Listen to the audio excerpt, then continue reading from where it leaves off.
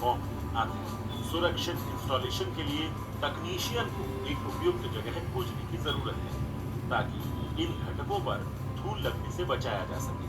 Solar panel को सावधानी से खोलें। किसी भी पैनल को हानि पहुंचाए बिना पैनल को सावधानी से हैंडल करें। बोल्ट और नट्स की सहायता से माउंटिंग रेल के साथ साथ हॉरिजॉन्टल या पैरेलल, क्षैतिज या ऊर्ध्वाधर दिशा में मॉड्यूल माउंट करें। मॉड्यूल फ्रेम के लीनियर थर्मल विस्तार को ध्यान में रखते हुए दो मॉड्यूल के बीच पर्याप्त जगह दें। सोलर मॉड्यूल की रूफ इंस्टॉलेशन घर के निर्माण की फायर प्रूफिंग को प्रभावित कर सकती है, इसलिए मॉड्यूल के बीच पर्याप्त जगह छोड़ दें ताकि अग्निशमन कर्मियों को आग लगने की स्थिति में पर्याप्त जगह मिल सके। डीसी करंट लाइन में पीवी मॉड्यूल के आसपास एक फायरमैन का स्विच रखें। मॉड्यूल फ्रेम के पीछे स्थित पूर्व ड्रिलिंग माउंटिंग छेद का उपयोग करते हुए सोलर मॉड्यूल को रेल पर रखा जा सकता है। इंस्टॉलेशन के दौरान इंस्टॉलर द्वारा कुछ आवश्यक सावधानियां बरती जाने की जरूरत होती है, जिसमें मॉड्यूल वीओसी और आईएससी मॉनिटर करें और जांच करें कि वे मॉड्यूल को स्थापित करने से पहले तय सीमा के भीतर हैं। बिजली के झटके के जोखिम से बचने के लिए सूखे टूल्स का उपयोग करना चाहिए। पहले से ड्रिल किए छेद का उपयोग करें। मॉड्यूल को इंस्टॉलेशन के दौरान स्टेप्ड नहीं करना चाहिए। ग्लास कवर को नुकसान से बचाने के लिए इस पर किसी भी भारी या तेज धार वस्तु को न रखें। रख रखाव के लिए मॉड्यूल स्थापित किए जाने के बाद रूफ संरचना तक पहुंच को सुनिश्चित करें। एक समर्थन संरचना पर किसी भी मॉड्यूल को इंस्टॉल करते समय फास्टनिंग से पहले सभी मॉड्यूल को बिछाएं ताकि ये सुनिश्चित किया जा सके कि वे सुनियोजित हैं और उनके बीच में अंतराल छोड़ा गया है। करंट उत्पन्न होने से बचाने के लिए इंस्टॉलेशन के दौरान मॉड्यूल को कवर करने के लिए एक अपारदर्शी सामग्री का उपयोग करें। मॉड्यूल के पार्ट्स को डिसेंबल न करें। अब आती है इन्वर्टर को इंस्टॉल करने की बारी। इसे किसी ऐसे स्थान पर इंस्टॉल किया जाता है जहां से ये बिना किसी खामी या दोष के काम करता हो। जमीन या दीवार पर माउंट किया गया इन्वर्टर उसके डिस्प्ले की रीडिंग के लिए सुविधाजनक ऊंचाई पर होना चाहिए। बड़े पावर के उपयोग के लिए इन्वर्टर भूमि पर माउंट हो और सुरक्षित रूप से कंक्रीट से फर्श पर बोल्ट हो। पैनल इंस्टॉलर में बैटरी का इंस्टॉलेशन भी एक महत्वपूर्ण चरण है, लेकिन इसके बारे में हम अगले वीडियो मॉड्यूल में जानेंगे। तब तक सीखते रहिए और अपने जीवन को बेहतर बनाते रहिए, क्योंकि सीखने का नाम ही तो जीवन है जिससे सफलता हासिल की जा सकती है।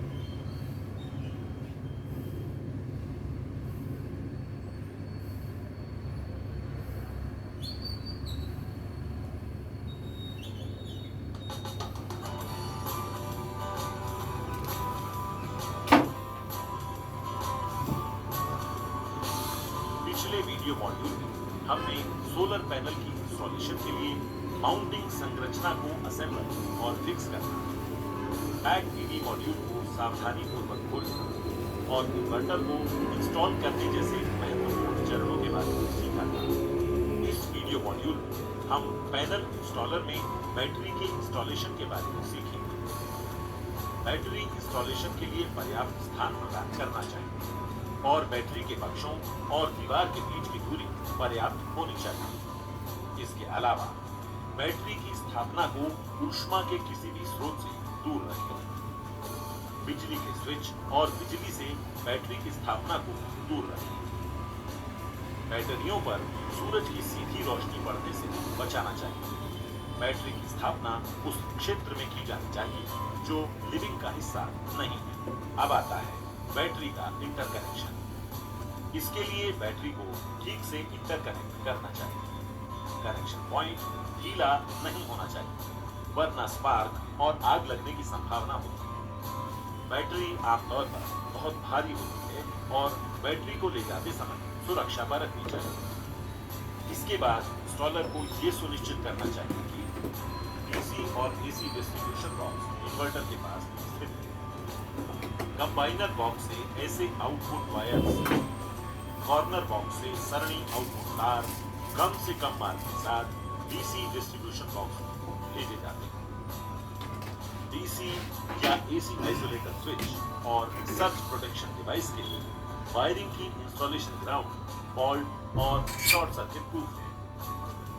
डीसी वोल्टेज 50V से ज्यादा हो, इसके लिए 2 pole DC isolator switch contact के बीच कम से कम 5 मिलीमीटर अंतराल में होता है, जिससे सुरक्षित एवं विश्वसनीय आइसोलेशन सक्षम होता है। डीसी आइसोलेटर की प्लेट स्पष्ट रूप से ऑपरेशन के डीसी वोल्टेज स्तर को बताती है। डीसी डिस्ट्रीब्यूशन बॉक्स से कनेक्ट करते समय इन्वर्टर इनपुट अलग होना चाहिए और एसी डिस्ट्रीब्यूशन बॉक्स से कनेक्ट करते समय इन्वर्टर आउटपुट अलग होना चाहिए। एसी डिस्ट्रीब्यूशन बॉक्स को लोड डिस्ट्रीब्यूशन बॉक्स के साथ जोड़ा जा सकता है। डीसी और एसी डिस्ट्रीब्यूशन बॉक्स एनक्लोजर जमीन से जुड़े होते हैं। वांछित वोल्टेज और करंट उत्पन्न करने के लिए विभिन्न पीवी मॉड्यूल को संयोजित करने के लिए केबल्स का उपयोग किया जाता है। इंस्टॉलेशन के अनुसार अधिकतम सिस्टम वोल्टेज की जांच करें और आउटपुट आवश्यकता से मेल खाने के अनुसार समायोजन उपायों का पालन करें। सोलर केबल की अनुशंसित सामग्री और विद्युत कनेक्शन के लिए प्लग का उपयोग करें। सुनिश्चित करें कि जंक्शन बॉक्स कवर किया गया है। इस तरह पैनल इंस्टॉलर को पीवी मॉड्यूल के जंक्शन बॉक्स, कंट्रोलर और बैटरी जैसे अन्य घटकों से कनेक्ट करने की जरूरत है और फिर मॉड्यूल के कामकाज की जांच करनी चाहिए। इंस्टॉलर को पीवी मॉड्यूल के जंक्शन बॉक्स को जोड़ने के लिए मॉड्यूल के जंक्शन बॉक्स को खोलें। किसी भी शॉर्ट सर्किट से बचने के लिए अतिरिक्त फ्यूज इंस्टॉल करें। चार्ज कंट्रोलर और पीवी मॉड्यूल के इंटरकनेक्शन के बीच में चलें। सभी मॉड्यूल को सीरीज एवं समानांतर कनेक्ट करें। सभी केबल्स को चार्ज कंट्रोलर और बैटरी से कनेक्ट करने के बाद जंक्शन बॉक्स में सभी फ्यूज को सम्मिलित करें और बंद। पैनल इंस्टॉलर को सिस्टम घटकों और पैनलों के बीच कनेक्शन स्थापित करने के बाद पीवी मॉड्यूल के कामकाज की जांच करने की जरूरत होती है, लेकिन इसके बारे में हम अगले वीडियो मॉड्यूल में जानेंगे।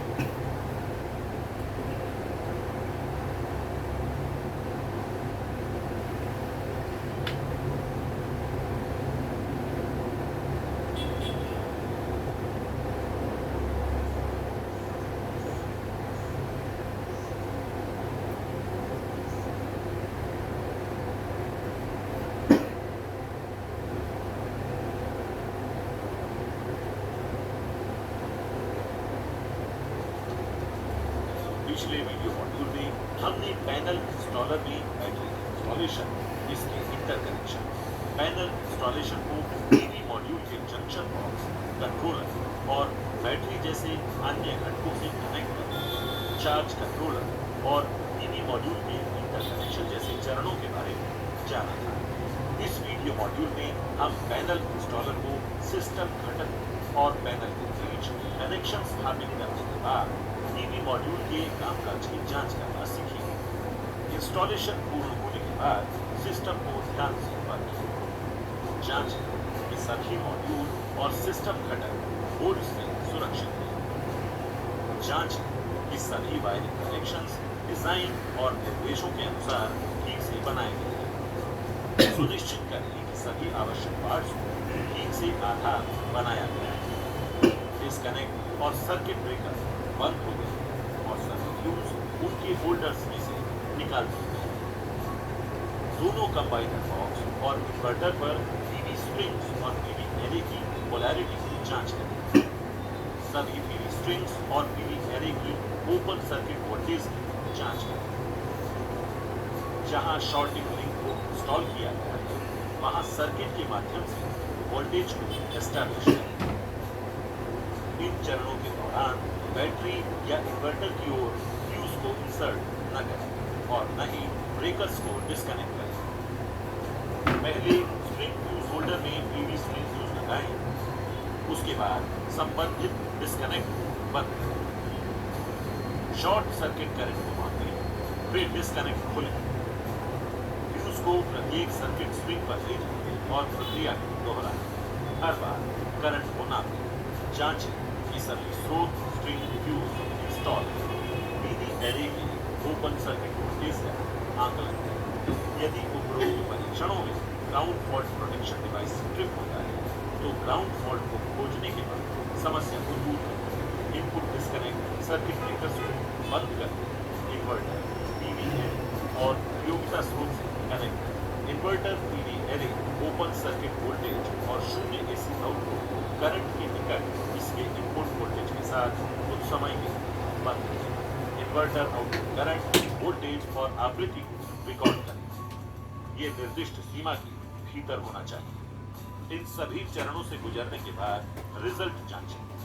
अगर ये एकदम सामान्य है तो आपका पीवी पोर्ट सफलतापूर्वक इंस्टॉल हो गया है। याद रखें, पीवी पोर्ट का इंस्टॉलेशन एक बारीक तकनीकी पक्ष है जिसे बेहद कुशलता से अंजाम दिए जाने की जरूरत है। इसलिए कुशलता की इन बारीकियों को समझिए और चुनौतियों से बेहतर तरीके से सावधानी पूर्वक निपटिए। तो सीखते रहिए और अपने जीवन को बेहतर करते रहिए। धन्यवाद।